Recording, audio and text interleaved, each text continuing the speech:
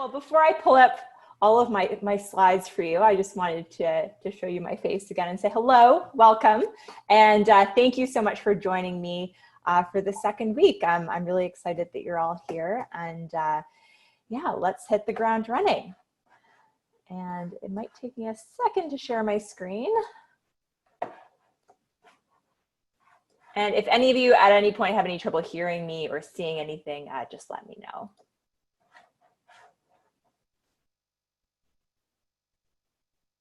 Okay, give me a thumbs up if you all see this. Perfect, great, I see some thumbs. All right, so welcome to session 2 of the life skills session. This session is on a topic that I see come up many times in my job as an occupational therapist, which is how to successfully organize your week. So in case you didn't meet me last week and don't know who I am, my name's Heather, hi. And I'm an occupational therapist working in Toronto. And like I said, I'm thrilled to have you join me here today for this life skills session. Some of you might have met me last week when we did the first session, but in case this is your first life skills session, a little bit about me. My background is working as an occupational therapist in both Ontario and BC, where I've worked in a hospital as well as in the community, going into people's homes and workplaces. And currently I work with people who've been in car accidents, and I love working in the community, love working as an OT. And my work right now, I work with people with brain injuries, concussions, spinal cord injuries, mental health diagnosis, and physical injuries. So today, the information I'll be sharing with you in this life skills session is, again, based on strategies to successfully organize your week. And I've tried to pick things that I've seen come up with people I'm working with in my practice. And I look forward to chatting with you about what I've seen work and also hearing from you as to what works for you.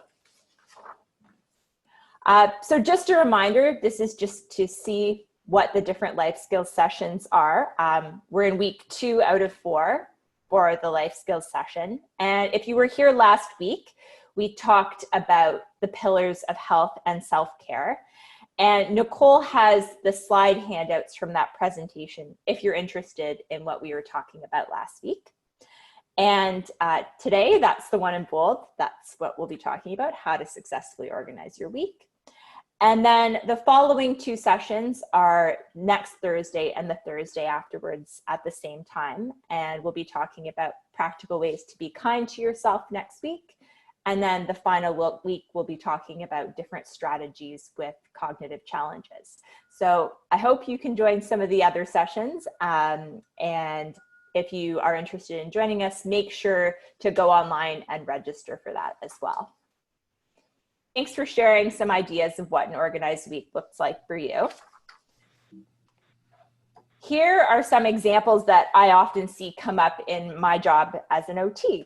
So one is paying your bills on time, managing your finances. Someone mentioned trying to figure out appointments, making it to your appointments. So this could be the doctor or a dentist. It could be even trying to schedule to get something like a haircut. Eating 3 meals a day, so making sure you've got your nutrition planned out, scheduling enough sleep. This also means sticking to a sleep routine, which is when you're trying to go to sleep and wake up at the same time every day, and scheduling that 7 to 9 hours of sleep we talked about last week. Some other specific examples I often see when thinking about an organized week includes remembering your medications. So that's how often to take your medications and also how much. An organized week could also look like planning social visits with friends and family and keeping track of belongings and important items. So things like these days a face mask or an umbrella, keys, or a wallet. And a few more examples that some of you've already touched upon. So planning and completing your to-do list, keeping a routine. So this could look like a morning routine, an evening routine, and remembering the steps you need to do as part of those routines. completing errands you need to get done. So these could be things like grocery shopping or going to the bank. And finally, planning time to relax, whatever relaxation looks like for you. So these are just a few examples I often see when people think about an organized week, but everyone has a different definition of what that looks like for you. So I've tried to pick out things that are pretty common for a lot of different people. We're going to brainstorm again for a second, just thinking about what is a less organized week for you. So I'm going to stop sharing again and want to just brainstorm. When your week is less organized, what does that look like? And I'll give an example for me is I will forget to put gas in my car until the very last minute, and sometimes have gotten down to pretty close to 0 on my car. So that's an example for me when I'm less organized. Anyone else have anything they think of? So some common examples I see come up is things like missing bill payments or having trouble organizing financial paperwork, missing or forgetting appointments, forgetting to eat your meals, forgetting to eat enough, or forgetting to drink enough water, and not sleeping enough or having trouble with your sleep routine. Some other examples of things that could happen in a less organized week might be missing your medications, having a hard time making social plans. Someone already mentioned this, but losing track of your belongings or your important items. So could be a wallet, a Presto card, whatever that looks like for you, or forgetting to answer messages from other people. And a few other common examples of a less organized week. It might be hard to make a to-do list or even complete the items on that list if you have one already. Sometimes there can be so many different things on your list and new things that come up that it's really hard to plan and prioritize where to start. Another example, someone started to touch upon this, but it can be hard to keep a regular routine and sticking to the different steps that are part of your routine. Feeling overwhelmed when your week is less organized, sure. And not having enough rest time. So a less organized week, people may not be able to plan as much rest time for themselves, and that might cause them to crash. And of course, these are only a couple big examples. There's many other ones, but I'm just trying to get you guys to think about what this looks like for you and common things that come up for a lot of different people.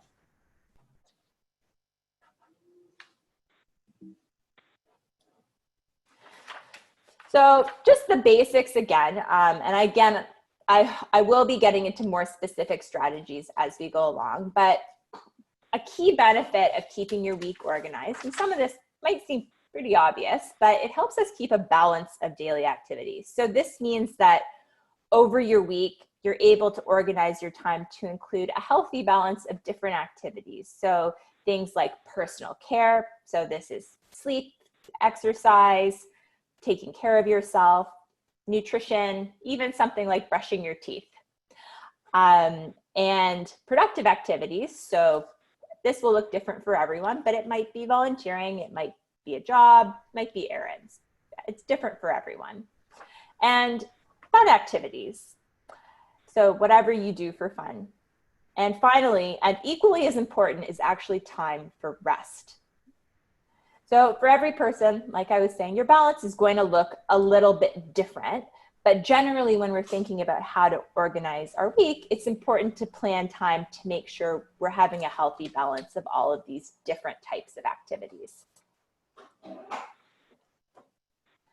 Some other benefits of an organized week is that when people have a healthy balance of activity as well as rest, this can help keep your symptoms stable. So for example, say you have pain or headaches, fatigue, low mood, or stress, these are generally better managed when you have a healthy balance of activity as well as rest. And another benefit of an organized week is by organizing and planning our time to have a mix of these activities, we can also make sure we have enough energy to get what we need to get done. And when we have more energy, our cognitive functions, so things like attention, memory, problem solving, ability to deal with stress, those also usually work better as well. So I'll be getting into this in more detail, but the organizational strategies and tools that we'll be looking at, I'm hoping will also be able to help you with cognitive tasks. So things like time management, follow through, remembering what to do, and also setting priorities when there's tons of different things going on. And just jumping to the other side of things, a challenge with a less organized week, and something I often see in my practice as a therapist, is that with less organized week, people can have crash days. So what this means is that what can happen is people may have one day. So if you take a look at the green arrow here, which points at Monday, this is a day where people maybe do a lot of things, do a lot of activity in that one day. But the problem with this is that it can become too demanding. So take a look what happens on the Tuesday, which is the red arrow down at the bottom. This is a crash day. And this is where a person might need to spend most of their day resting or recovering from how much they did the day before. And usually on these crash days, people don't do very much activity or might have a really hard time getting things done.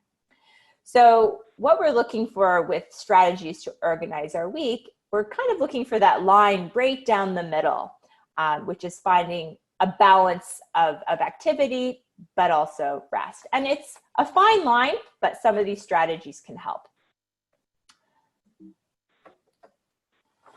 And just a few last things about less organized week is without that balance of activity and rest, our symptoms can be harder to control. So things like pain, headaches, fatigue, low mood, these can be harder to manage when our week doesn't have that balance and we're not resting enough. And it can also make it hard to need and have the energy to get everything done. I'm going to be getting into more specific strategies in the next section, but so far, does anyone have any questions about what I've talked about so far? Okay. I think what you guys really want is what to do, which is what we're getting to. And feel free to always type in any questions in the chat as we go along. Okay, so where do you get started? So it can be sometimes very challenging and overwhelming to know where to start when organizing our weeks. Maybe each of you have already tried different strategies that have worked for you, or maybe you've tried something that hasn't worked so well. So some of my best pieces for advice, and this applies to everyone, is to start simple and small. So this could look like trying one organizational strategy at a time, or only picking one activity to organize. So say you're trying to work on your routine, or maybe you just want to get your kitchen organized. Try to find a simple place to start. Once you've tried that for a while and it works, that might be a good time to add a second organizational strategy or pick another activity to start. So you don't need to try everything at once. I'm going to be giving you lots of different strategies. It would be impossible to try to add all of them at once at the same time. So as I'm going through these different ideas, think about what works for you and maybe what would be a good place for you to start. But the key is to start simple, start small, and then you can build on that. Another piece of advice that when looking at organizational strategies is that trial and error is actually okay. And it's actually can be a good thing to test out different strategies one at a time to see what works best for you. And what works really well for you might not work well for another person in this call right now. Everyone's different, and it's okay to take the time you need to see what works for you. It's not an exact science. And at the end of the day, you know yourselves best, and it's okay to take that time to figure out what works for you. And my last tip when we're thinking about starting is to be kind to yourself. It can take time for organizational strategies to become habits. And everyone will still have days where you might feel less organized or forget to do something. Days like this can happen to everyone. And even since the beginning of COVID, I know my routines changed and the way I've organized myself has changed. And I think I've seen that for everyone. So it can be tough to learn new ways how to do things. And an important thing to remember is to be kind to yourself. And it's also okay to ask for help from other people as you test out these new strategies. So before we get into the specifics, which I think is what you guys are here to learn about, I want to hear from you. I'm really interested to know what are some things that you do to help stay organized. And it'd be great to hear from you as far as what works for you. You guys already started to talk about this, but my first thing is calendars. So I'm guessing many of you are using these already. And there's a range of different types of calendars that can work for different people. So some are low tech, so a desktop calendar or a day timer, and some are high tech, so a digital calendar on a phone or a computer. Pen and paper desktop calendars can work really well for people who like to see their month or their week at a glance, or for people who have trouble with visual issues where looking at a phone might be a little bit more difficult. The drawback of those bigger calendars is that they're not as portable. So going out and taking something like that with you, it's a little bit harder. Smaller day timers or digital phones definitely are more easily portable. You can put them in a bag and have them with you and take them anywhere you go. And everyone's going to have a unique preference as far as what works for you. There's no right or wrong type of calendar. So no matter what type of calendar you decide to use, one of my big points and things I've seen as an OT with calendars is that there's strategies that really apply to all of them. So a good starting point when using a calendar is to block off times for what we call those key pillars of health. And this was actually our topic last week, where we were talking about important lifestyle factors, things like nutrition, water, sleep, exercise, that are really the foundation to everything else we do. So I always like to suggest start by blocking these things into your calendar. So if you're having trouble like getting enough physical activity, you can see in my sample calendar here, I planned a walk, a 30-minute walk in the middle of the day. I put in a time to wake up at the beginning of the day and time to go to bed at the end of the day. So I'm making sure I'm getting enough sleep and trying to get a regular sleep routine of 7 to 9 hours per day, which is on average enough for most people. So I blocked these times off. So for meals as well. So I blocked time off for breakfast first thing in the morning, lunch, and then dinner time. And in this calendar, you can see I also actually blocked off time for social connection, a little bit of social connection in the morning where I'm calling my sister for 15 minutes. So depending on when you're doing this for your own calendar, you can move some of these items around to make sure the time works best for you. But a general recommendation when looking at your calendar, start with those basic pillars of health. So after you've done that, well, what next? So you've got the basic things in your calendar, the sleep, the wake, your meals, a bit of exercise. The next thing you want to do is really add the most important things. So if you've got any deadlines, if you've got any important dates. So these could be things like a medical appointment, a bill reminder, or maybe you need to renew your medications. So you can see in my sample calendar here in purple, where those arrows are, I've added a few things to my calendar. So a reminder up at my top to pay my phone bill. And between 4 and 5, I've also got my doctor's appointment. So if you're using a regular pen and paper calendar for something that's important like this, these are things that you can highlight to draw attention to them. Or if you're using an electronic calendar, you can set up a reminder to ring or buzz to help you remember those important dates. Oops. Whoop, we're going forward a little bit. So what next?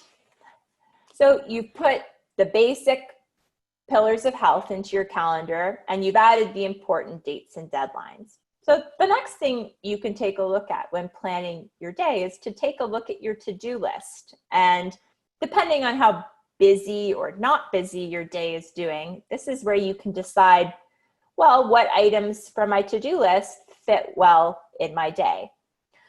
So this is the example that I've made right now. So when I was planning this sample day, I picked 2 items from my to-do list over on the left. So I picked cleaning my bedroom, which I decided to schedule first thing in the morning from 9 until 10.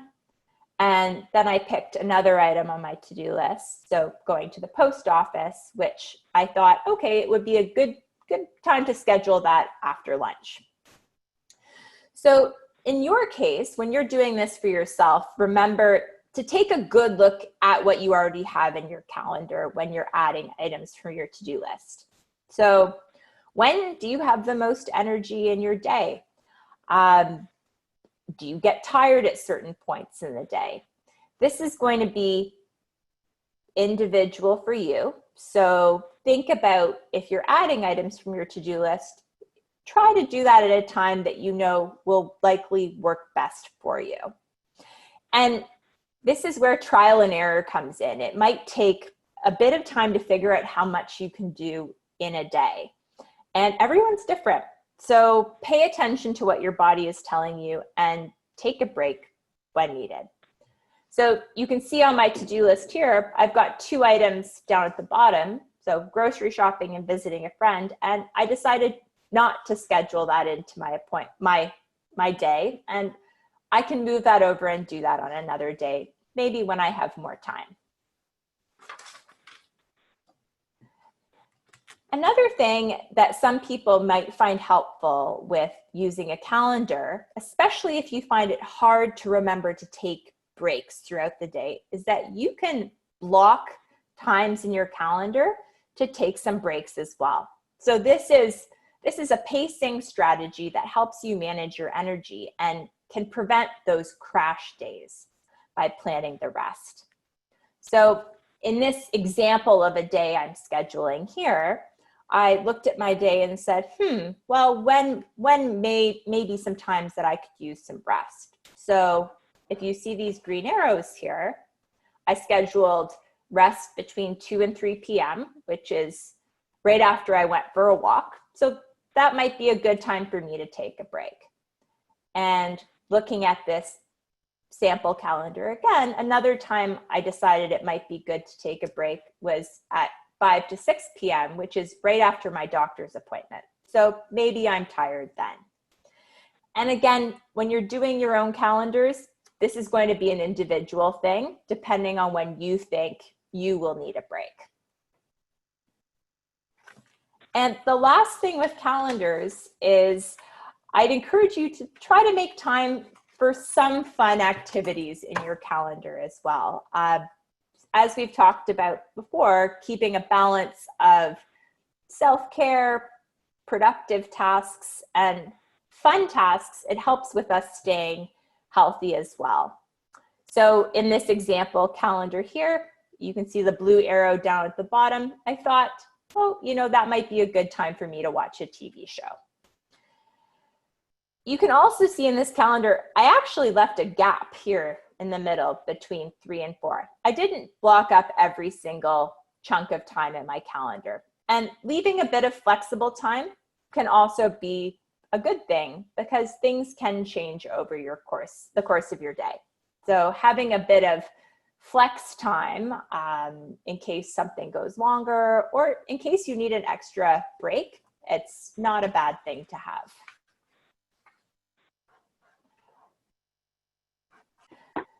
So a tip for when you're using your calendar, in order for it to work for you, so we've just talked about ways to schedule things in and how to think about that. But a tip to stay on top of your schedule is to take a look at your calendar a number of times over the course of the day. So one strategy I often suggest for people is first thing in the morning when you're planning your day and thinking about what you're going to do, take a look at your calendar, review what your plan is for that day. And then in the evening, do the same thing. So look at your calendar, but think about, okay, what's my plan for tomorrow? And over the course of the day, if you're out or if something changes, try to update your calendar right away. If anything new comes up, some of you mentioned maybe something urgent comes up, how do I put that in? Try to add that to your calendar right away before you forget it. If you have to move things around, that happens. Calendars will need to be flexible. But by checking it a number of times over the course of the day, it can help you stay on top of those changes. Some other scheduling tips is, and we started to talk about this already, is pay attention to when you have the most energy in your day, when you're scheduling activities. So if there's certain tasks that you find are much harder for you, try to do those when you have more energy. So for example, say in the morning you've got more energy, consider planning things like a doctor's appointment or maybe paying your bills, something that's more cognitively demanding during that time that you have more energy. And the other tip for scheduling is try not to multitask. So some people might try to do a few things at the same time. That can make things a bit more overwhelming. So when you're scheduling with your calendar, try to plan one task at a time. Some specific tips for if you're using an electronic calendar. So if you're using your phone, these are things that I see come up a lot. Make sure that your appointments are correctly written in AM or PM. I've seen this a lot where people might miss a reminder or an appointment because it's written in the morning or the afternoon. It's a really easy mistake to make on an online calendar. So pay attention to that. A trick that I also find is helpful is when you're writing the time of the appointment, and you can see this red arrow over here, I've actually written 3 p.m. Dr. Smith appointment. So even if there's a mistake in the calendar, I know that it's at 3 p.m. If you're using an electronic calendar, there's a few other tips that you can use. So if you've got an appointment or a to-do list item that happens every week, you can set up a repeating event. So this is an example on an iPhone where you would find it, but any other type of smartphone would have a similar feature where you can set up an event to happen every single week at the same time. So this is an example for me. I water my plants every Sunday, and I have that set up as a repeating reminder every week. Another thing that you can do with an electronic calendar is to set up a reminder or notification for an event. So I think some of you already mentioned you're doing notifications already and you find them helpful. So you can customize the reminders or alarms that pop up, the sounds. You can customize how often the reminders pop up. So for example, say I want to remember to water my plants, I can get a notification the day before, the day of, and maybe the hour before a reminder. So on your end, if you're using an electronic calendar, you can test out what works for you and how many reminders work for you. One thing I would say is that try not to have too many reminders, because one thing that can happen with online calendars, if you're getting, 5 reminders every minute, you might start to tune them out after a while. So pay attention to what are the most important things that you need reminders for, so that you don't tune them out over time or just close them because there's too many of them. And one other electronic scheduling tip, if you're using a smartphone, is that most smartphones have something called a bedtime app, which is a regular reminder of when to wake up and go to bed, which helps you keep a regular sleep and wake schedule. So you can use this feature on an electronic calendar to help make sure you're getting enough sleep at night, which, if you remember from last week, is about 7 to 9 hours for the average person. And the last tip I have about electronic calendars is that they can also be synced. So maybe some of you are already doing this, but say you've got a smartphone and you're using Apple Calendar, that could be synced to both your phone, a computer, or another device. So that's helpful, because if you update an appointment on one device, this change will automatically happen on your computer at home. So some popular calendar apps that can be synced are iCloud or Apple Calendar, Outlook, which is Microsoft, or Google Calendar. And there's many more out there, but these are some of the ones I see most frequently. So sounds like routines are already a piece of what a number of you are doing, but I'm just going to take it back to basics for a second and just say, well, what is a routine? So this is a sequence of actions that we follow regularly. And this is also something that once we've repeated something many times over and over, it actually doesn't take as much effort or brain power for us to complete these tasks. So I like this picture with a guy making his bed, because I do this every morning, where first thing I do when I wake up, I make my bed. I don't even think about it, but because this is part of my routine, it makes this task pretty easy for me. So the bottom line is routines can make tasks easier. So the next question is, well, how do we get routines? They don't happen overnight. So how do we find them? So the first is practice, practice, practice. Routines do require effort, but with more time and by trying to do things as consistently as you can, your routines should get easier. When you're practicing a routine, so say your morning is a challenging time for you, I've put an example for a morning checklist here on the right-hand side. You can actually have a specific checklist that you go through every day to make sure you haven't missed anything. So in this morning checklist here, I've got the steps. Okay, first wake up, then wash your face, then brush your teeth, then take your medications, and so on. And if you go through that routine every day, this will become more of a habit and become more natural for you with more repetition. I know that one person was saying, different checklists or routines in different times of the day can also be helpful. So I put another example of a checklist in here to help with routine. So this might be something you do before going out the door to meet a friend. So examples in this checklist, things like reviewing your plan before you go out, checking the map, where are you going, looking at the weather, thinking about travel time, going to the washroom, and so on, all of the different steps that someone might need to do before leaving the house. And again, if you're practicing these steps over and over and over again, they will become more natural and more of a habit with time, and really more automatic. So again, these are just some examples I made up, but whatever a checklist looks for you, that will be a more individual thing. So some other helpful tips to build routines. So one thing I see that can be very helpful is finding an organization station in your home. So this could be a place where you keep certain items. So things like your phone or your water bottle, keys, a wallet.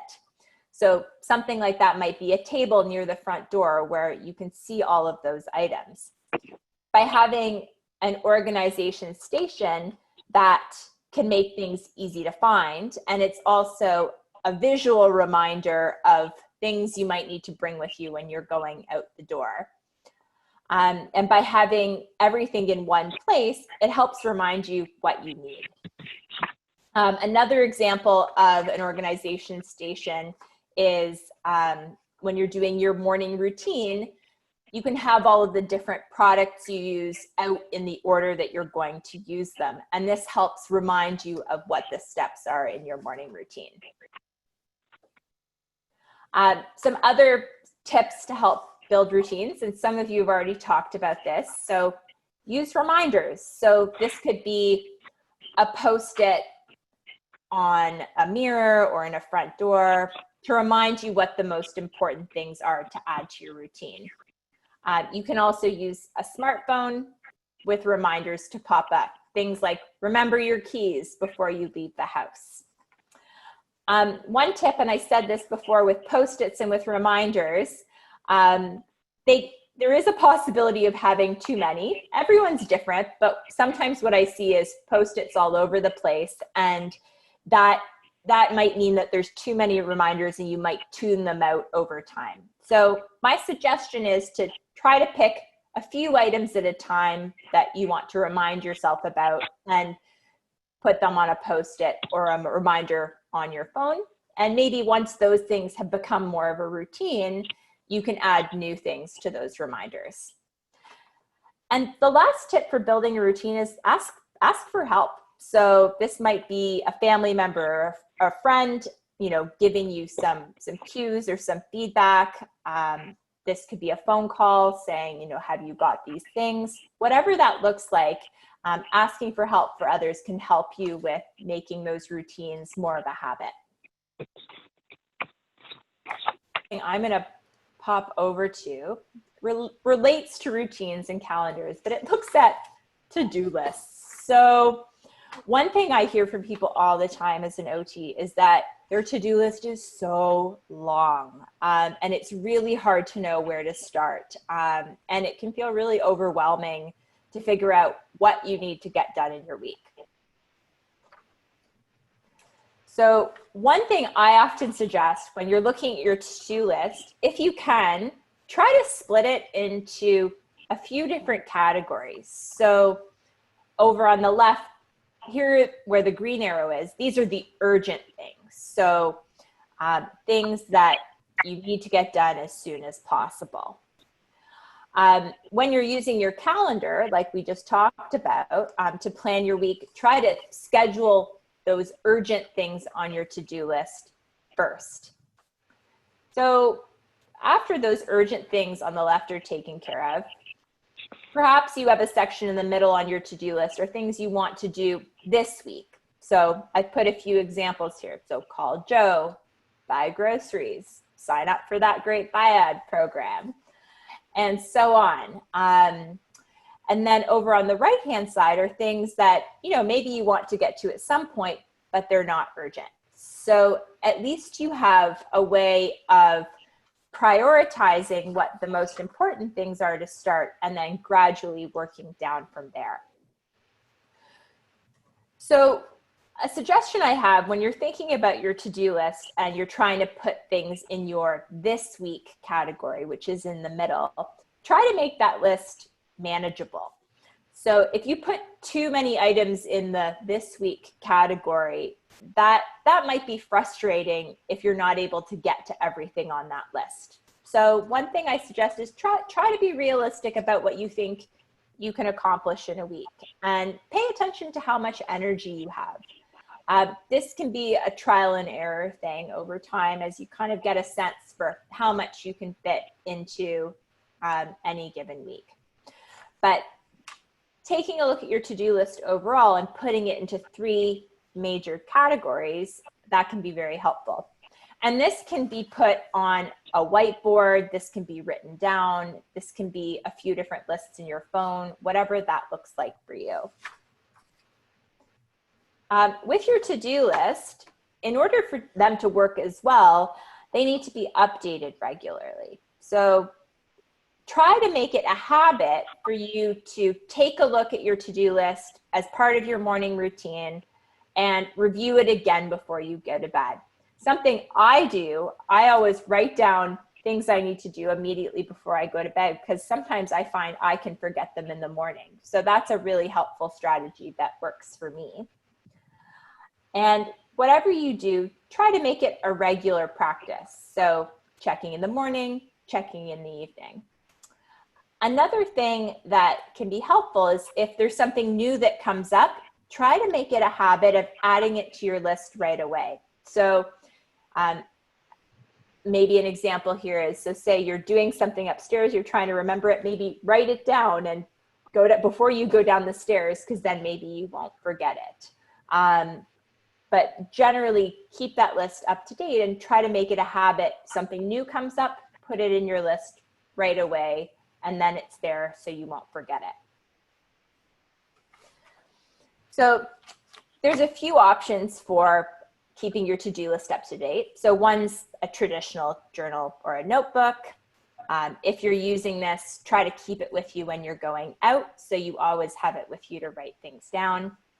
Another option, I know that some people have already talked about this, is a whiteboard. So the good thing about this is that you can put it somewhere really visible in your house and take a look at it multiple times over the course of your day to keep an eye on your to-do lists or whatever your priorities are.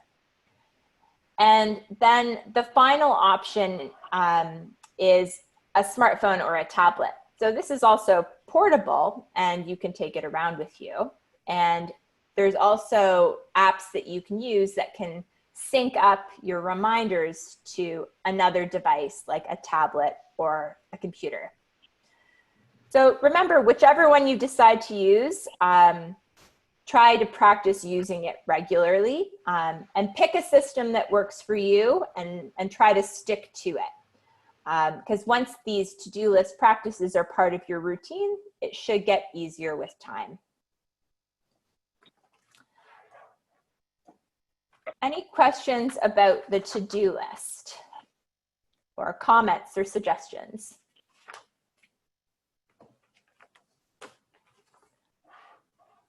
No worries if not, because we're going to get into some really specific stuff next. So hopefully that will also be helpful. So far we've covered calendars, routines, checklists, and to-do lists. And those are all really big strategies that can be used and kind of individualized to you in almost any scenario. So for the rest of the session, I just want to take a bit of time to talk about some organizational strategies for specific scenarios. So the first one I'm going to talk about is bills. And this isn't often an area I see people I'm working with struggle with. So bills might get lost or people might forget to make payments on time. So a few options that can be helpful with bill payments. Number one is you can automate your payments. So this might look like setting up your payments. So things like your cell phone or your rent might come automatically out of your bank account or be billed to a credit card. And this can help preventing late charges or missed payments. Number two is set up bank notifications. So most banks can be set up to send you a notification when a bill is due or when a bill has automatically been paid. And they can also send out notifications when your account balance is low, or any other details about your account so that you can keep on top of what's going on. Another option is planning some reminders in your calendar. If there's a bill you forget, get an alarm going or a big highlighter on your calendar to help you remember that. One option is if you've got a few different bills, they might all be due on different dates. And I have had some success in the past by asking service providers, can you make the billing date all on the same date? So for example, maybe the first of the month, that 3 or 4 bills are all due that same day. So it's an easier way to keep track of them. And the last suggestion is to ask for help, especially if you're trying to build some of these organizational strategies into your week. You might need some help to cue or remind you as you're working on this. So it's always okay to ask for assistance. Another area specifically that are some strategies that can be helpful with are making your appointments. So this could be a doctor's appointment, say. So what you can do, number one, you can ask if your doctor's office or wherever you have the appointments can give you a reminder call or email or text. For example, I work with some people who asked me to send them a text message right before our visit. And then that way they remember that I'm coming and they're less likely to miss an appointment, which is great. Another habit for making your appointments, we talked about this, is review your calendar. So the night before, take a look at what you're doing the next day. The morning of, take a look at what you're doing later that day. And by making that a habit, you'll have a good idea of what's coming up in the day ahead. If you have trouble remembering specific appointments, number 3, you can also set up an alarm or another reminder. Say it's a Post-it by your door, whatever that looks like for you. Number 4, we talked about this. So if there's a new appointment that comes up, add it into your calendar or your to-do list right away before you forget. And the last one, again, is ask for help. So if there's some appointments you're really having trouble making, maybe it's a service provider that can help remind you, or a family or friend. And they can also help by reminding you, okay, someone called you, make sure you add that appointment to your calendar right away. To jump into some more specific strategies, talking about medications. So the first strategy to remember your medication is to simply include this as part of the daily routines, which we've talked about. So say you've got a morning routine and you're using a checklist like what we talked about, medications can be part of that checklist. And as you're working on those habits in a morning routine, hopefully with time, taking your medications will become more and more automatic. Number 2 is similar to other things we've talked about. Use an alarm or a reminder. So say every morning you've got a notification that pops up on your phone that says, take your medications. You can also write a Post-it note to yourself and put it right in the middle of the mirror first thing when you wake up. So it's whatever that looks like for you. A very helpful strategy that I often see is using a pill organizer. So you can see these blue boxes down on the bottom right. And this is where you can organize your daily medications yourself into days of the week. So you've got Sunday through Saturday, as well as different times of the day. So there's morning, noon, evening, and bed. The other option is using something called a blister pack, which is this picture above here. And this is something the pharmacy can do for you by putting the pills you need at different times of day in spaces for breakfast, lunch, supper, and bedtime. And by using either of these options, you can easily see when you haven't taken your medications.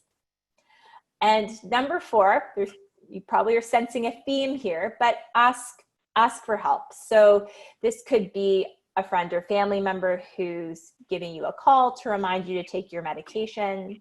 And this can be really helpful too when you're practicing new routines. So say you've been given a new medication, it's not yet part of your routine.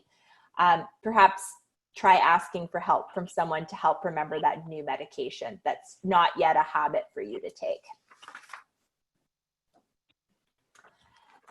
Some specific strategies for keeping track of your belongings. So one is use the organization stations we talked about at your home. So this is, say, the table next to your front door where you put things like your phone, your keys, or your wallet.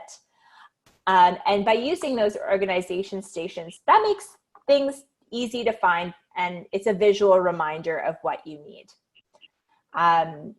Another strategy is to try to have a place in your home for everything. And, you know, this is sometimes a challenge, but it can be very helpful once you have a system in place.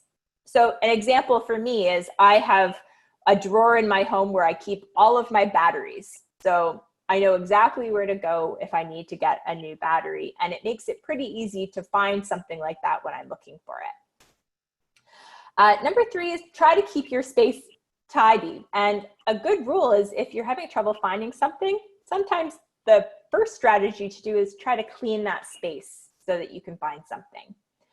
So by keeping your space tidy to begin with, it can make it easier to keep track of your belongings. Number 4, using mini checklists throughout the day. So especially if you're in transition when you're out, can be very helpful. So say I'm leaving a friend's house to get on the bus, I quickly run through, okay, I have my keys, I have my sunglasses, and I have my water bottle. And by going through that quick check, it can help me keep track of my belongings, especially if it's a habit when I'm moving from one place to another. And the last 2 strategies on here, there are some apps on your phone, such as Find My iPhone, where you can actually locate your phone if it's gone missing. And there's apps such as the Apple Wallet. So say you don't want to carry some of your cards or credit cards out during the day, there are apps that you can use where you can pay with your phone instead. So some people find this helpful when they don't have to carry as many cards in their wallet, and then there's less to keep track of. And the last specific strategy that can be helpful for keeping track of your belongings is something called the Tile app. Maybe some of you know about this already. You can see there's a little picture over here on the right-hand side of someone's keys with this white square on there that's a tile card. So that has a little chip in it that can connect to a cell phone and keep track of where those items are. So there's an application that you can download that syncs up to that white square that records where those different items are. So say you've lost your keys, you can go on this application and it will say, you know, the last location for this item was, say, your doctor's office. So then you will know where to find those items. Okay, so a few more specific strategies. Getting your errands done. So make a plan for the day and try to keep it simple. So for some people, this might look like writing down your plan if that helps. So for example, say my plan is to go to the grocery store. So okay, I'm going to walk there, I'm going to buy these 5 things, and I'm going to walk back. So whenever you're making a plan, try to be realistic about how much you can manage. So for some people, this might be only 1 errand at a time, and that's okay. It's whatever works for you. Number 2 is review that plan and repeat it a few more times. This repetition will help you with remembering, and it will also help you double check to make sure you're not missing anything. And when you're going out, number 3, bring a checklist with you. So this could look like a shopping list that you check off when you buy your items to make sure you're not missing anything. Number 4, a strategy for getting errands done is to try to chunk your errands. And what this means is picking errands that are easy to do together. So for example, if you're going to the bank and the post office, you can chunk errands easily if they're next door to each other. And a few last tips is, if you're going out, try to go at less busy times. This is less overwhelming and you're less likely to be distracted. Give yourself extra time for breaks or if you need to double check your checklist. And the last one is, if you need help with these strategies, ask for help. Okay. So one other thing in an organized week that people say is that it's helpful to organize your week to find ways to stay in touch with others. So some strategies that I've seen can be helpful is, number one is tell people what works best for you. So some people prefer email, some people prefer text messaging, some people might prefer Zoom, or even a phone call. And by letting others know what the best way to communicate with you is can be very helpful. I find for me, if I'm sometimes getting a call, a text message, and an email all at the same time, that can be pretty overwhelming. So knowing which method works best for you and telling others can be very helpful to stay in touch. Once you've figured out what communication strategy works for you, number two is try to block off some time to connect in your calendar. And I know one of you asked this before, well, do I have to do something social every day? Well, no, it's totally up to you. But if staying in touch is something that you're finding challenging, one strategy is to try to block off some time and keep that time to connect with others. Another option is to make that part of your morning routine or your evening routine or any other set routine you have in your day where, say I'm going to have coffee with a friend and that's part of my morning routine, or whatever that looks like for you. When you're doing that, think about what time of day you might have more energy to be social with others and try to block that time off or make it part of your routine when you have more energy. Number four, if someone contacts you or you get a message or an email and you're not able to answer it right away, put it in your to-do list. This can help you remember your messages or write down that you need to answer someone and put that in your to-do list so you don't forget. And the last one, again, is ask for help. So everyone sometimes needs help from others to stay connected, especially during COVID right now. And it's okay to ask for help. And if you're having trouble staying in touch, ask your friends and family to help you. This could look like a reminder from someone to reach out to a friend, or even planning a regular time to check in with loved ones or family and friends. And one of the last specific sets of strategies is around meal preparation. So these are a few of the key ones, but try to use a recipe. So if you're starting off and don't cook that often, try looking at a simple recipe to start. So these are ones that can have large writing, pictures of different steps, or step-by-step instructions. There are websites, I don't know if any of you have heard of the Tasty website, where they've got videos and options for very simple recipes. So in this example here, these are recipes for weekday dinners with under 5 ingredients as a place to get started. Other tips for meal prep: try to get all of your ingredients and tools together before starting. Have a place for everything in your kitchen. So this could be labels, this could be having specific shelves for plates, specific shelves for food, and try to get your space organized in a way so that you can easily locate what you're looking for. And with that, you can label things. So say you're opening your cupboard, okay, that's my cupboard for cups, that's my cupboard for knives, whatever that looks like for you, but that can help you easily locate things within your kitchen. Number 5 is using a timer. This can be on your phone or on the stove to help you keep track of how long things are supposed to be in the oven, or how long you're supposed to wait to let something cook. And there are also automatic stove turn-off devices if that's a concern for you. And last, as I'm sure you're getting used to, ask for help if you're learning to use some of the strategies around meal preparation.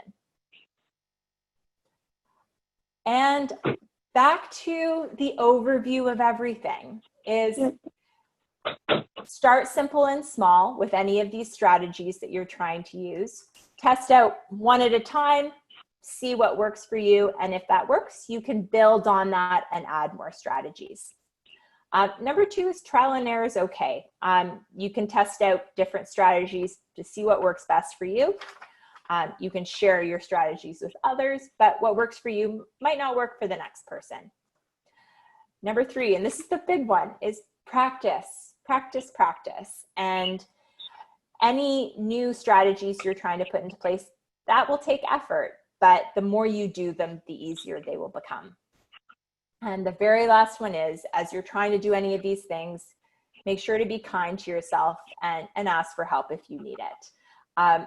Remember, it can take time for any of these strategies to become habits. And at the end of the day, we will all still have some days where we're less organized or we miss something. That still happens, and that's okay. So do remember to be kind to yourself as well. And on that note, guys, you did really well. Whew, it's a lot of information. Wow, cool. Well, that was, guys, you did really well. I threw a lot of stuff at you. So remember, you don't need to do it all at once. It's also not possible. So test out and see what works for you. And I hope you find it helpful, or some bits and pieces of it helpful. Great. Thank